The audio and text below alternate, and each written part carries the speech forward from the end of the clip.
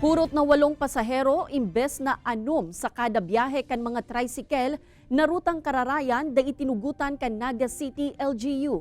Mga driver sa nasambitan ng ruta, pigheras na lugi sinda sa labis 5 kilometrong biyahe kung ikukumparar sa ibang ruta nin tricycle sa syudad.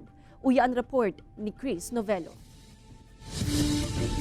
10 taon nang namamasada ng tricycle, rutang Kararayan Balatas vice versa si Tatay Ricardo. Aminado ini na sa pagrelangkawan kan presyo kan produktong petrolyo, didikit na sana ang naipupuli ng income na kulang sa iyang 5 aki. Pigi inahagad mi nga nita. Sa rayo kang biyahe mi, lugi man kami sa pamasahe kang mga pasahero. Nasa 8 katao kayaan kaya makasakay digdi alagad arogan mga tricycle sa sentro, 13 pesos man ang pamasahe.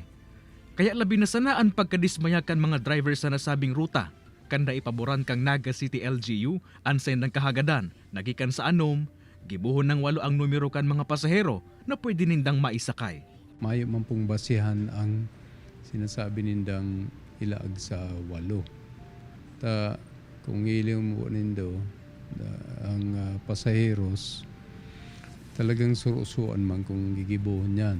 Nakapalaman kaya sa SP Resolution number 2023-180 na overloading na ang 8 pasahero sa nasabing ruta.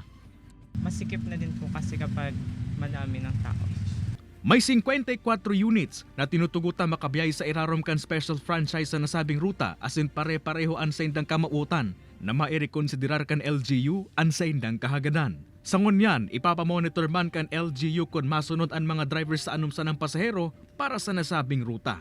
Kay Baan si Carlo Abunita, Chris Novello, Balitang Bicolandia.